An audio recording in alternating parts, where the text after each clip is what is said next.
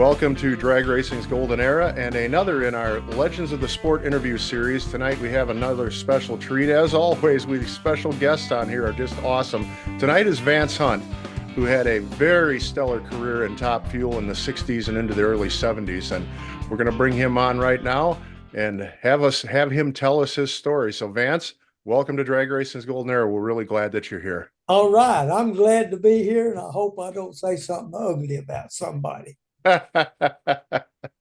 Well, we try to keep her on the up and up around here. I agree with you on that when we talked earlier. If you don't have something good to say, then don't say anything at all. That's what my dad taught me, right? That's right. And I had a wonderful, I tell everybody, I played with my toys longer than most kids did.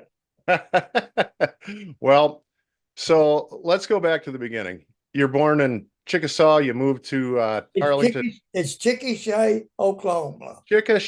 Repeat that again. Chickasha. Chickasha. Okay, I wasn't even close. Uh-huh. You moved to Arlington, Texas. You get a driver's license in 46 is when your, let's call it your adult years began. That's right. That's right. So what was your first car? How did you start to love cars? How did that happen for you? Well, I started out with I put a Whizzer motor on my bicycle. That lasted about 6 months, and I wore it out. I bought a famous James 125cc small motorcycle. And when I was in Dallas on it, and the policeman stopped me at a red light and says, "Where's your driver's license, son?" And I says, "Officer, I don't have one."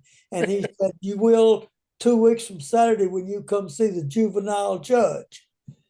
And so my daddy went with me to the county judge in Tarrant County, and we got me a driver's license to ride that motorcycle. And then a few months later, when the second time somebody hauled me in that motorcycle home after I'd run into something, my mother thought it was time that my daddy and her would loan me enough money to buy me a 1929 Model A Ford Coupe.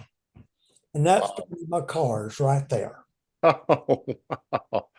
Okay, so yeah, I mean, 1946. That's right at the beginning of drag racing. I mean, drag racing is in its infancy at that point. So, oh yeah, we raced on old closed dirt roads and a few asphalt dirt roads that had been abandoned. And the first real drag strip I guess we went to was Caddo Mills. okay.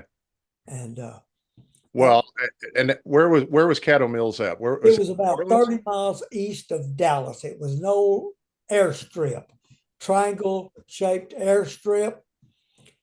And the North Texas Timing Association formed and went and leased it from the city the first Sunday of every month. And we put on drag races there. And I worked with the Timing Association when I still was racing a D stock car. D stock, huh? So I had a 1954 Oldsmobile that I raced in D stock. And wow.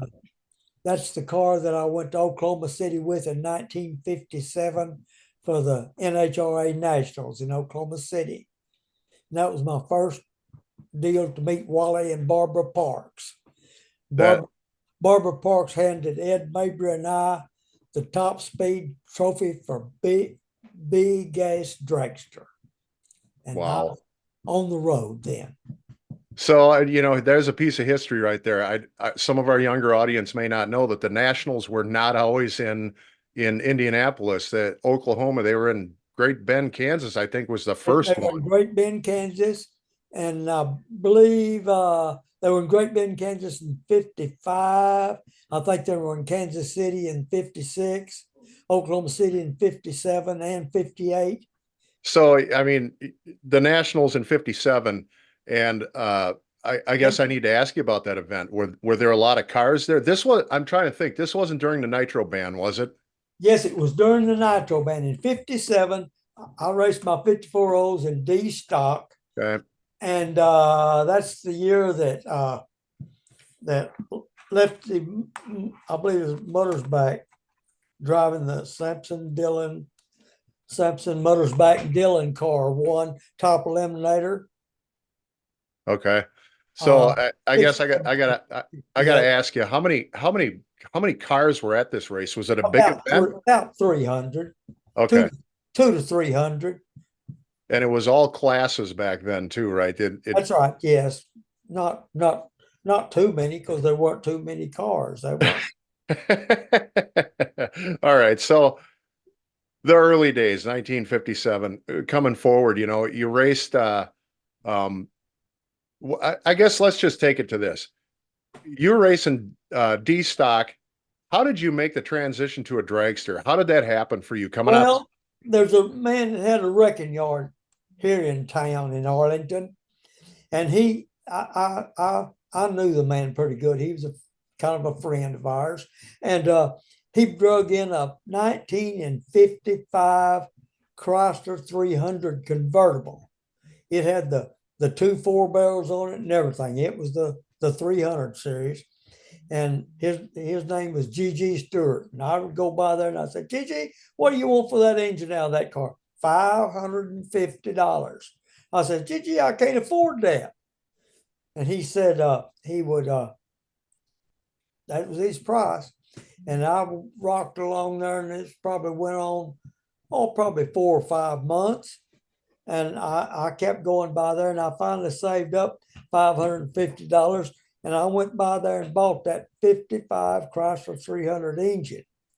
I took it to my shop, and I says to myself, what am I going to do with that engine now that I've got it? So I was over in Fort Worth a few weeks later, and I went by a place that sold odds and ends, and they had a 41 Ford sitting out in front with a car sitting there, a 41 Ford Coupe that didn't have an engine in it. And I wound up buying that car for $35. And I got one of my friends to help me, and we went over and towed it home. And I says, now I have a home for that Chrysler engine. And I put that Chrysler engine, got me an adapter kit and a LaSalle transmission. And I put that engine in that 41 Ford Coupe. And I went to 2 or 3 of the local drag strips around here and tried to race it. And all it did was break axles and rear ends and ring gear and pinions and stuff like that. And a friend of mine, which ran a flathead in a roadster, came over to me when we left the National Guard base in Fort Worth after one of my outings. And he says, you can't keep axles, transmissions and stuff in that car. Won't you bring that engine over to my house, and we will put it in that new dragster chassis that I'm fixing to put my flathead engine in. And I said, well, is Ed Mabry. And he and I wound up being partners after the fact. I said, I've got to think about it. And I thought about it about a week, and I took the engine over to his house, and we put it in that frame. And that's what we went to the 58 Oklahoma NHRA Nationals in 1958 in September, and raced it and set top speed and set a record in big gas dragster. Wow. Put 6 carburetors on it and reworked the heads and did a lot of work on it. And Okay. that's So this was pre-blown. This was carbureted, huh? carbureted on gasoline. Everything was on gasoline, Oklahoma City. That 58 was the year that Sear and Hopper won that race with Old Blue. Wow. We ran set a record at 130.5 in B gas dragster, AA gas dragster. I think their record was like 144. So we were doing pretty good in that day and time. Wow. No fuel in. And so we went ahead and raced through 58 with that B class car. And then the next year, we bought us a blower and put on that car and started running A gas dragster. That would have been 59. We run A gas dragster all through 59. And then we uh, kept rocking on, and I was watching all those fuel burners run, and I got the yearn. See, I never drove. I never drove my car. I just, somebody says, "How come you didn't want to drive?" I said, "Well, I can, I can do better tuning and watching it and making it better than I can sitting in it, hanging on for dear life." And so that was my theory, my whole racing career. Is I tuned it, I built it, tuned it, and made it run fast. So who actually drove that B gas dragster then in 58? Ed Mabry. Okay, he drove it. Ed Mabry and I were partners up through that. And when I told Ed Mabry I wanted to burn fuel, he said, "No, nah, he didn't." That was about the time Garlits got burnt the first time. Yeah. And he says, "I don't want to get burnt." He says, I don't want to run fuel." And so he and I divided our toys up. We had two chassis. We had since built a chassis research chassis and then another one, and we divided them up. And I took one, and he took one, and I took mine and lengthened it 18 inches, and converted my engine over to a fuel burner, and I started burning fuel. And since Ed wasn't driving for me, I had a lot of offers. And J.L. Payne came along. He says, "Can I have a shot at driving that car?" I said, "Yeah, I'm ready to go out in a couple of weeks. I'll holler at you." And so he started driving for me. So he drove for me the next several years. Okay, so I got to ask you, Vance, when you go from, A gas, top gas to a top fuel car, that's got to be a heck of a learning curve how to run nitro. Well, yeah, and I had the advantage of Bobby Langley with the Scorpion. Lived right across. He lived south of Fort Worth, and I lived east of Fort Worth. And Bobby and I were pretty good friends. And Bobby gave me a lot of pointers because So you Bobby. didn't have to do it all on your own, huh? It was Well, I did most of it, but I got some pointers. When I had a question, I'd talk to him. Yeah. So I guess during this period of time, I know there was a lot of publications out there, Hot Rod Magazine probably being at the top of that list. Did you do a lot of reading of Hot Rod to see what was going on the West Well, Coast? yeah, but you'd be surprised. I didn't learn a whole lot learning other people's. They you didn't learn anything except what they wanted you to know.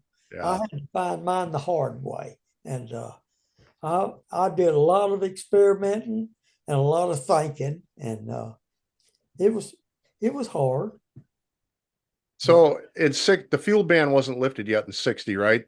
no, So no. you guys are running non-sanctioned events then to be able to run nitro? Well, NHRA in Texas, we ran fuel at the Caddo Mills track.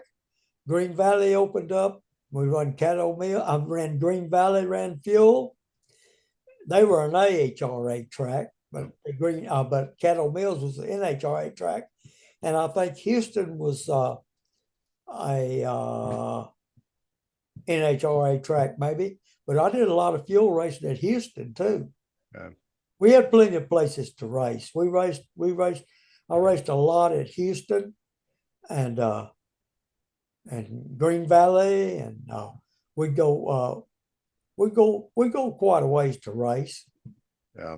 Yeah. So Oh, go ahead. Go ahead. we Houston. I mean, we raced at Oklahoma City too. They came online, and Jimmy Nix ran that track. His family ran that track at Oklahoma City. We ran there too. A lot of fuel racing around Yeah. Texas. So I got to ask you, we sort of jumped past something during that period of time in the 50s. You were part, were you National Guard? Were you part of the National Guard? No, we raced. They had a racetrack on the over at Fort Worth on the National Guard base, Okay. and that's they had a National Guard base over there, and it was an NHRA sanction, but it was a gasoline track. Okay. Yeah. Were you in the National Guard? No, I was in the Navy Reserve The Navy uh, Reserve. up in 59 or 60, long in there somewhere. Okay. Yeah. Well, I was in the Navy Reserve, and That was before my racing days, so that Okay. was earlier than that. Yeah. Okay. I wanted to make sure I hit on that. But I thought it was the National Guard, but Navy Reserve. So I Yeah, mean, I you was in the Navy basically Reserve in the early 50s. yeah, Yes. you're basically a young man coming off the heels of World War II, so you missed all of that, thankfully, right? Yes, yes, yes. Mhm. All right, so 1960, we make the move to fuel. A little bit of a learning curve, I'm sure. Green Valley, my understanding about Green Valley was after that track opened up that they had some outstanding racing that went on in there and in the Oh, yes, yes, yes. They had the AHRA, American Championship. Their national event was every Labor Day because they offered fuel racing and Indy didn't. yeah, So we got here in Fort Worth, there lots of fuel cars came in. from all over the country, I'm assuming. Yeah, and I'll tell you about the 1962 race. That was my heyday. That, that's the one I won and beat Perdome. Uh, okay, hold on. Let's do 1961 first before we get there. I got to hear this story.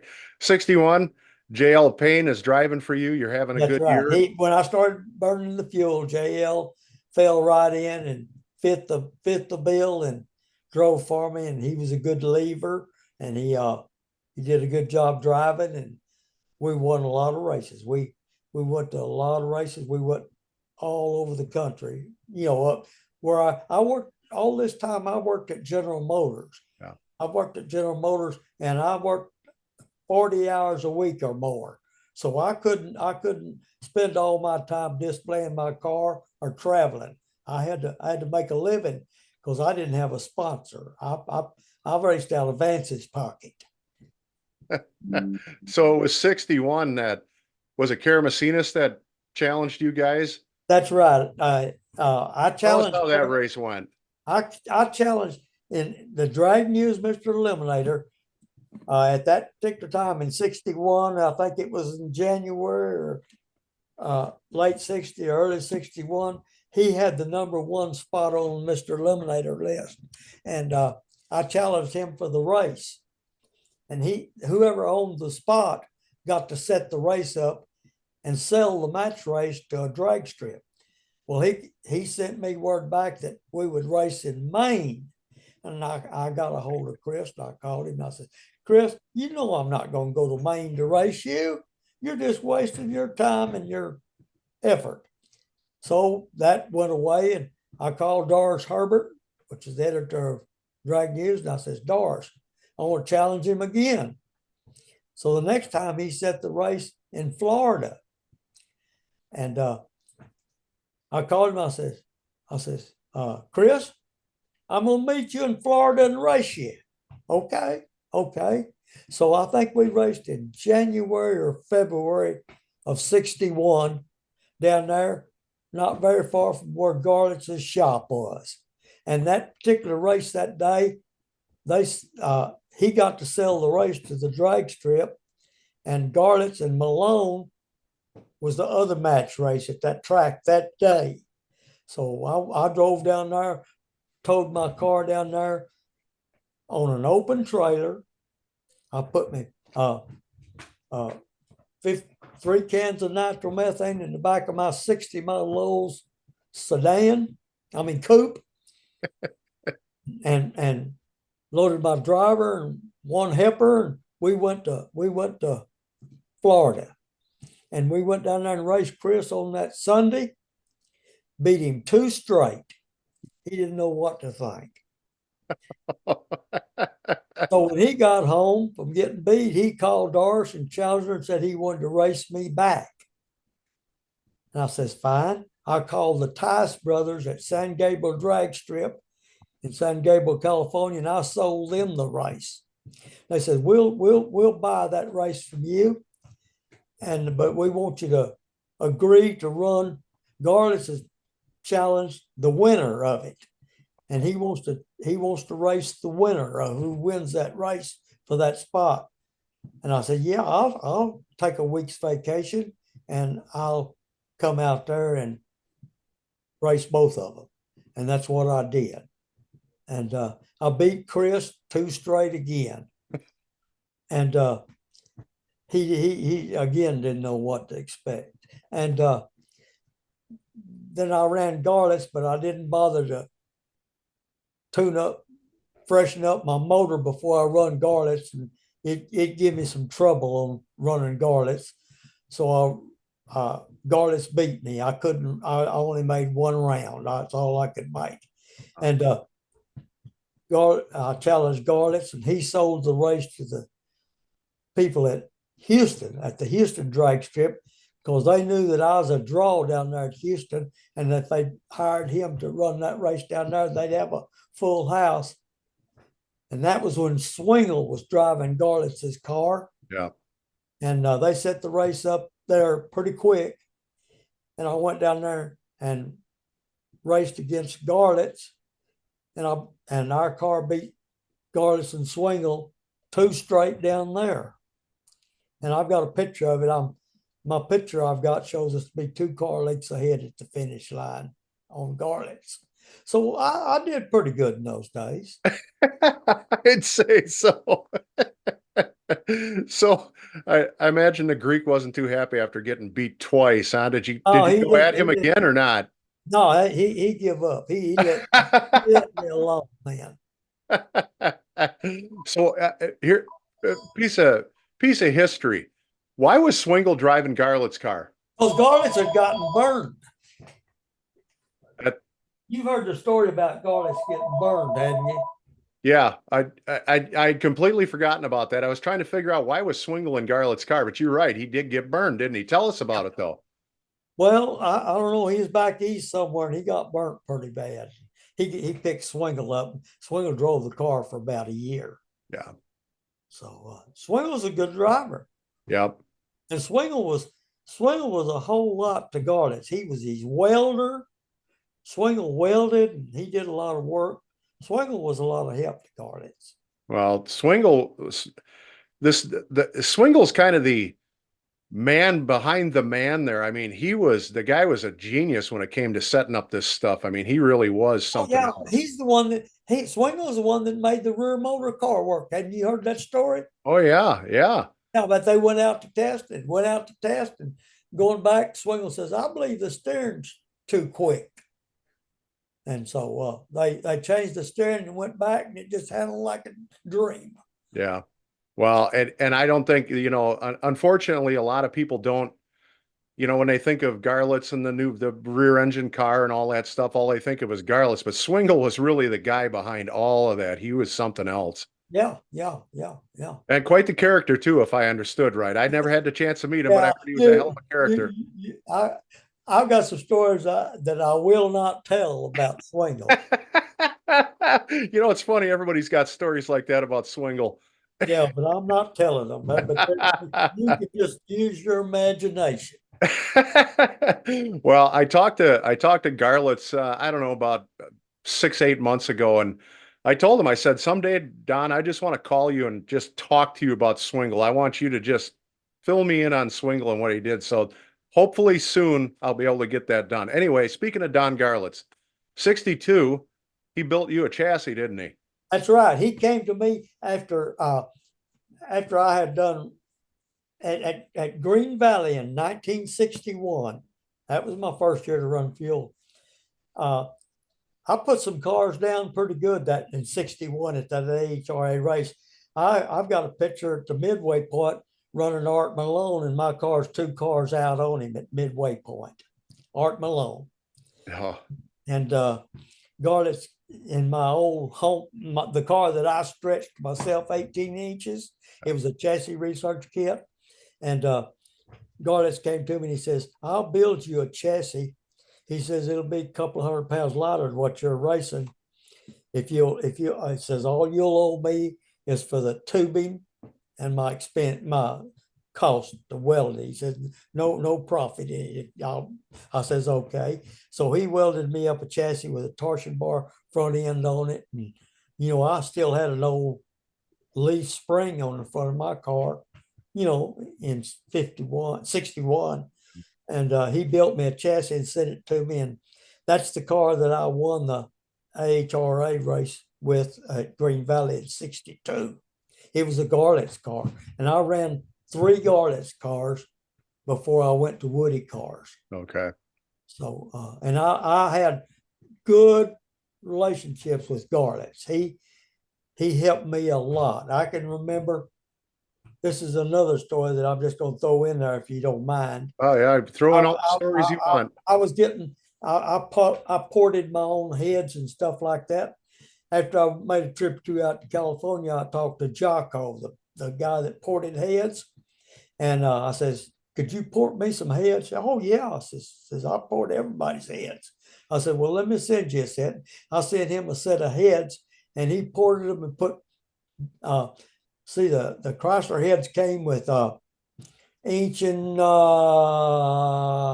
I think it's inch and 7/8 exhaust and inch and 3/4 intakes or something. But he poured them with 2-inch valves in both the intake and the exhaust.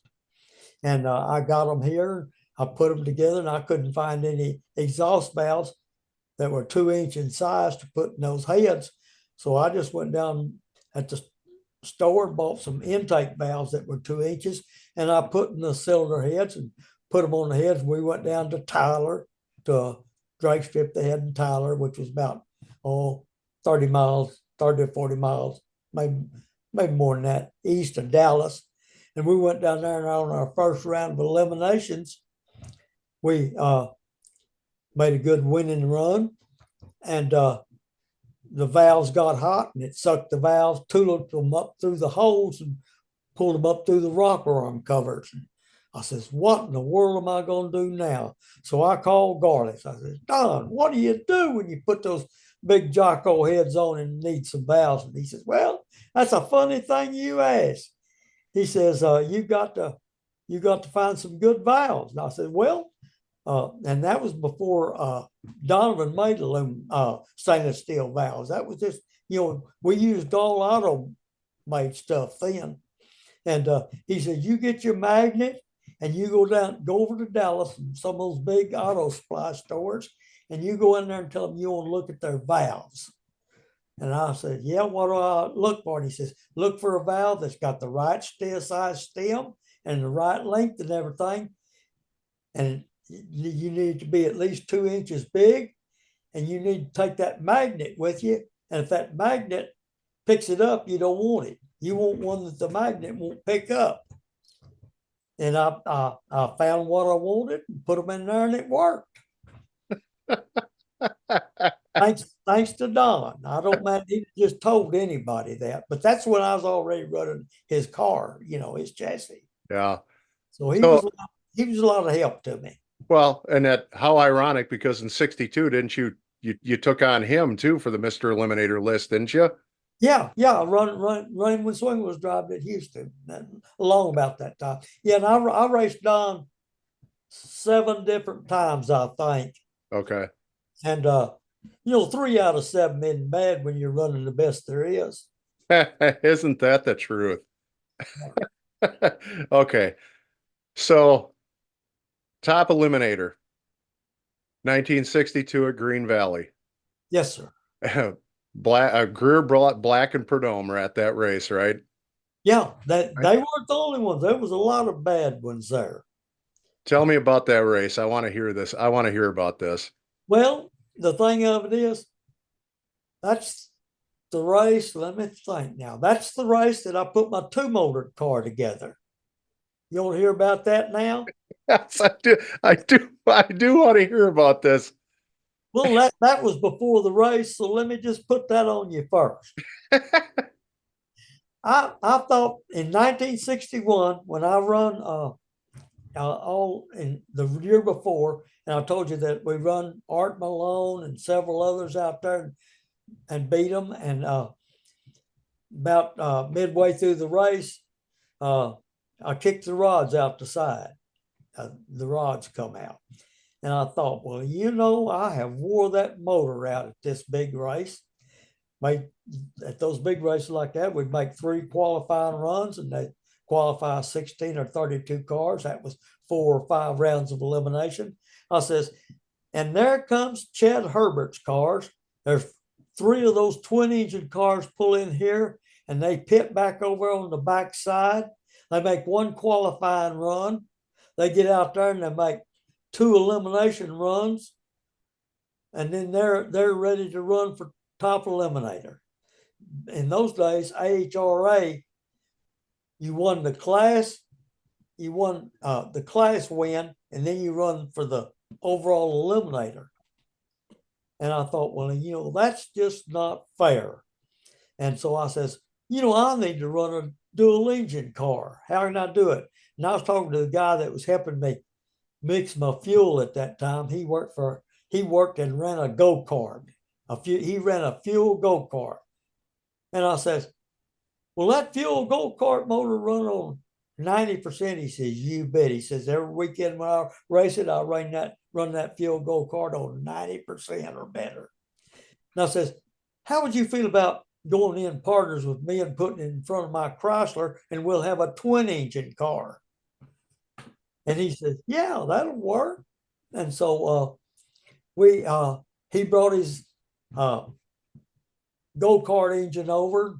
I strapped a plate on the top rail of that 62 Garlits chassis, and I bolted that go-kart motor to it.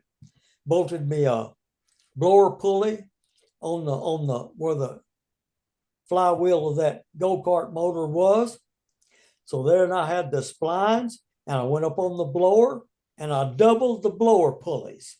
I had a blower pulley, and then I just got me some longer bolts and put another one on the front of it. And I got me a Gilmer belt, the right length, and I had a Gilmer belt running from the flywheel to the supercharger. And the second pulley went down to the go-kart engine. That made it hook direct up to the drivetrain. And that's what the rule book said you had to have. You had to have both motors connected to the drivetrain. And I got my Jim Tice written AHRA rule book, and I went down through the list there, and it had to have a fuel shut off. The fuel had to be the same, and all that stuff had to be the same on both engines. And I had it all what I thought was legal. So the week before the big race out at Green Valley, I covered it up with a tarp, and I went out there, and they were having a tune-up race out there for testing and all. And I took my race car out there, and I says, hey boys, I want this car teched, just like it'll be teched next week when I bring it out. And they went over it, and I said, now here's my rule book if you have any questions. I've got my rule book. And we went over it all, and he says, boy, it meets everything.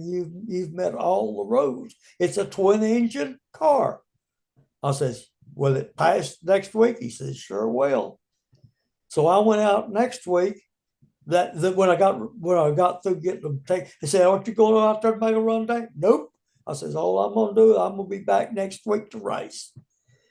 Well, the next week I went out there and I says, hey, you guys remember this? Yeah, we remember this. We think it's fine.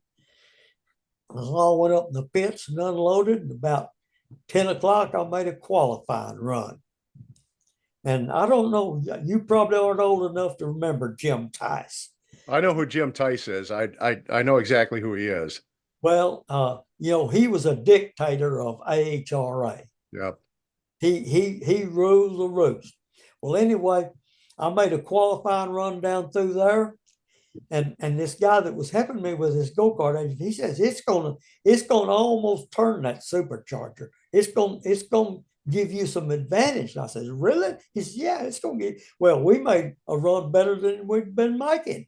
It would put some more power to the ground, and we made a real good ET run, and we that pulled the car back down into the pits, and it was the pits were out there were Green Valley were pig gravel, and we're sitting there in that pig gravel, and the minute I heard the pig gravel rustling and shaking and jumping and everything, and I looked up, here come Tice in his car sliding the tires. He jumped out of it and run over, and just as loud as he could yell, he come running to the car and says, take it off, take it off.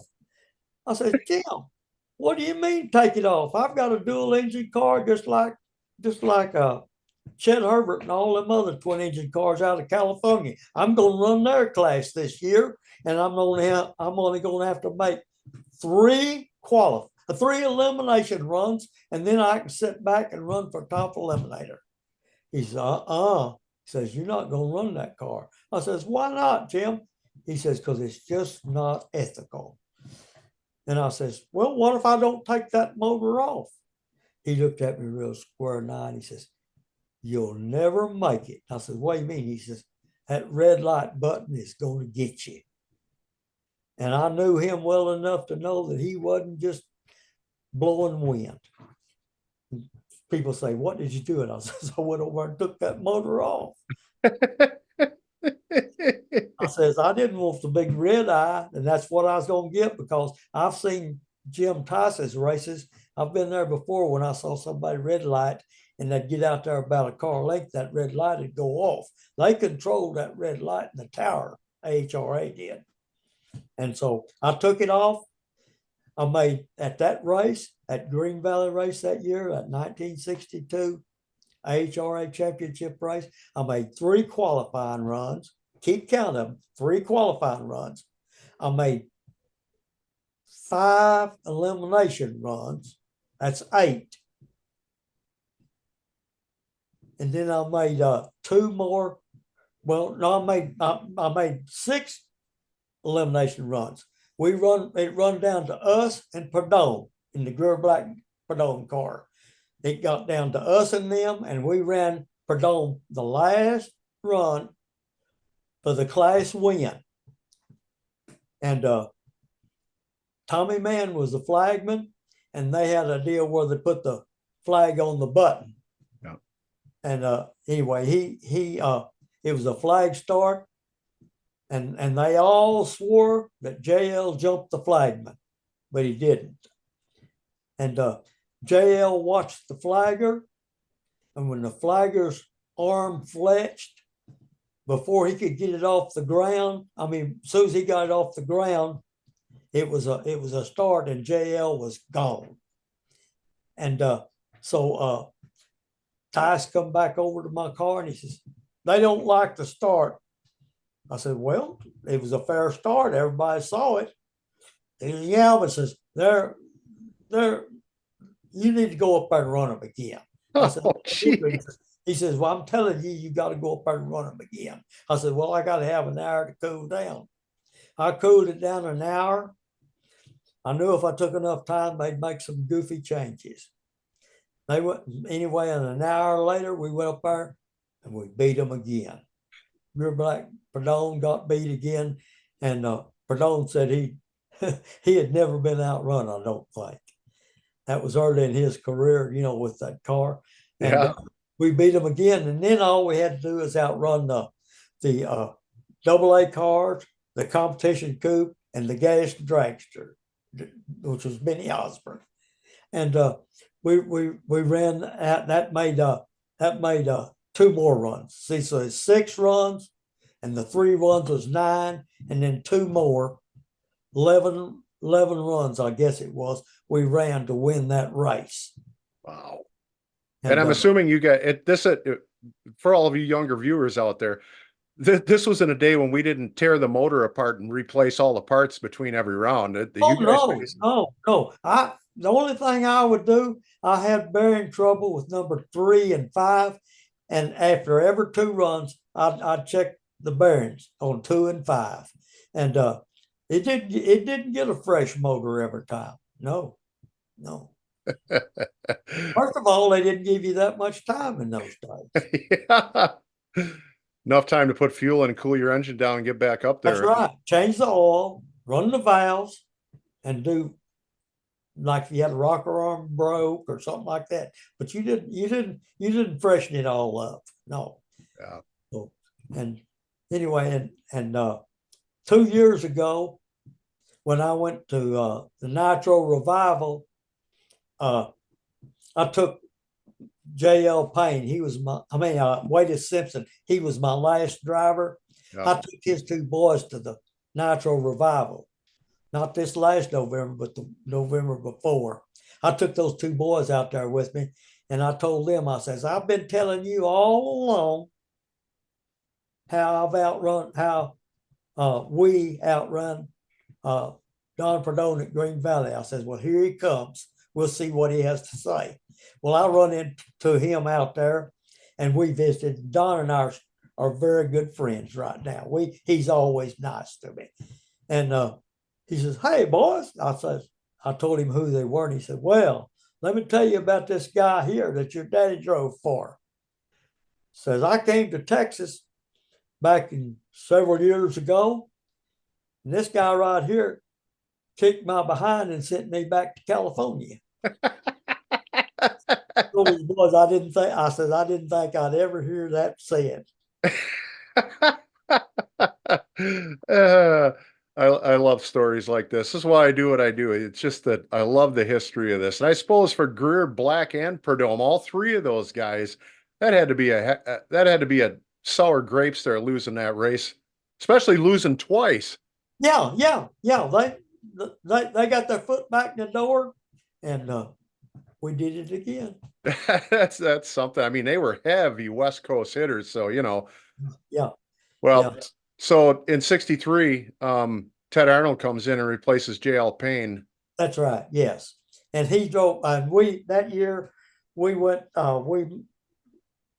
to California in August, I believe it was, before the Green Valley race, and we raced at 2 or 3 races out there, and had a lot of fun and everything, and came back, made that Green Valley race, and then Ted Arnold was he was a very good friend. He was the best man at my wedding.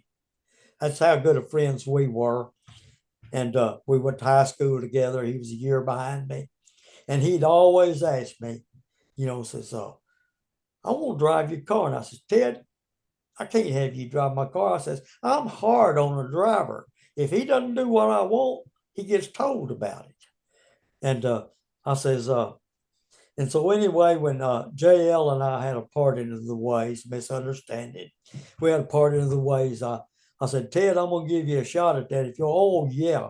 So he and his wife and my wife and I and Bob Taylor, one of my guys, had been with me all through the years. We made that trip out to California and we raced at Fresno and somewhere there in LA. I don't remember where it was. We raced two weekends, and so we had a real good time. And Well, I saw some pictures of, I don't know if this would have been '63, but I saw a couple of pictures of you, or at least your car out at Lions Drag Strip. uh-huh. Would that have been this year in '63? No, No. no. That my time at Long Beach, I think, was in the red car. I think. Okay. Yeah, it's black and white, so I don't it's hard to tell I think it was the red car. It was that Garlits chassis. Yeah. I have to ask you this question. Did the loss of Arnold make you want to hang it up? How did Well, you yeah, I hung it up. I was through. I Yeah. put it away, and I was through it. And that's another good story I need to tell you. Yeah. I had sold that '62 car to a friend of mine, Jerry Ellis in Dallas, and he was gonna put an engine in it and play with it. And after I hung it up and quit, he knew that I still had my engine. The engine went through the crash all right. What happened was at that deal at Green Valley was that Ted had all time he'd driven for me. There'd be times he'd have real bad headaches, and we just feel like for sure that he had an aneurysm and passed out Okay. about halfway down the track because I had a brother-in-law that was in the stands watching the run, and he about halfway down the track he just sloped over forward, and his hands went off the steering wheel, and he leaned over against into the wheel, and what as far as the shoulder harness had let him lean over, and the car was totally demolished, but the engine wasn't hurt very bad, so I still had the engine. Well, when I had that engine, Jerry come over oh 3 or 4 months later and says, Vance, what are you gonna do? What are you gonna do with that engine? And I said, well, I don't know. I'm through, I think. He says, well, why don't you let me bring that car you sold me over and we'll put that engine in it. We'll do a little racing. He says, you know, it'll work. And so he brought the car over. We put the engine in it. And after he made a few rides, he's ready. And we called Garlits and ordered a new Garlits car. And we ordered a Garlits chassis, and he and I were partners for 3 years. And Jerry, I told Jerry when he came and asked me to partner up with him, I says, Jerry, I don't have the money to to do much. And he says, well, he says, I've got a bookbinding business in Dallas. And he says, we'll do some racing out of that bookbinding business. So he helped me, and we were able to race for 3 years. Wow. And we won a lot of races, did real well. We raced that Garlits car that we ordered, Yep. and